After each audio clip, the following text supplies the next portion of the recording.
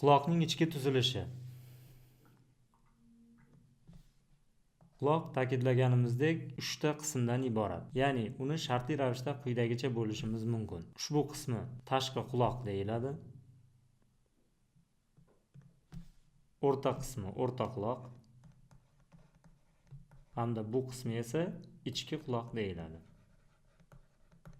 Tashqi quloqqa ta'kidlaganimizdek quloq suprasi hamda tashqi eshituv yo'li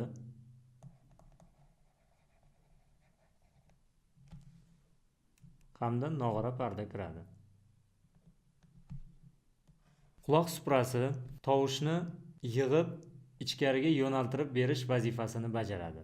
Ayrim sut emizuvchi hayvonlarda, masalan it, ot, quyon, qo'y kabi hayvonlarda quloq suprasi maxsus muskullar bilan ta'minlangan bo'lib, bu quloq suprasining turli xil harakatlarni amalga oshirishi va tovushning qayoqdan kelayotganligi, yo'nalishini aniqlashda xizmat qiladi. Odamlarda esa quloq suprasi faqatgina tovushni yig'ib ichkariga yo'naltirib berish vazifasini bajaradi. Tashqi eshituv yo'li.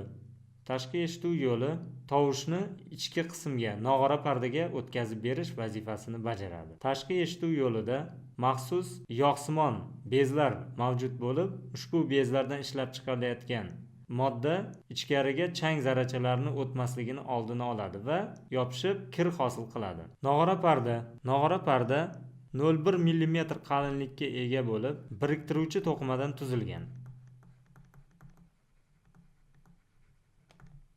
Nog'ora parda 0,1 mm qalinlikdagi biriktiruvchi to'qimadan tuzilgan parda bo'lib, ichkariga kelayotgan tovush ta'sirida tebranadi va uning tebranishi o'rta quloqdagi eshitish suyakchalarining qo'zg'alishiga olib keladi.